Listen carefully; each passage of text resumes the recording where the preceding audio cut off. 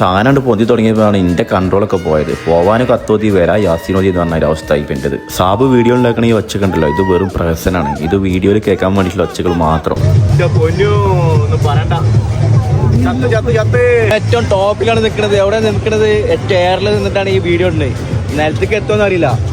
യന്ത്രഞ്ഞാലിൻ്റെ ടോപ്പിൽ നിന്ന് താഴേക്ക് നോക്കുമ്പോഴാണ് നമുക്ക് പുതിയങ്ങാടി നേർച്ചൻ്റെ കറക്റ്റ് വായ്പ മനസ്സിലാവും. ഞങ്ങളുടെ കൂടെ കയറിയൊക്കെ ഞങ്ങളെ താഴത്ത് വെയിറ്റ് ചെയ്തിട്ട് ഇങ്ങനെ കാത്തിരിക്കണം. അങ്ങനെയുള്ള സ്ഥലത്തും ദിക്കറ ചെല്ലിങ്ങാണ്ട് യന്ത്രഞ്ഞാലിൽ നിന്ന് ഇറങ്ങി. പുതിയങ്ങാടി നേർച്ചനെ കുറിച്ച് പറയുകയാണെങ്കിൽ മലപ്പുറം ജില്ലയിലെ ഏറ്റവും വലിയ നേർച്ചകളൊന്നാണ് പുതിയങ്ങാടി നേർച്ച.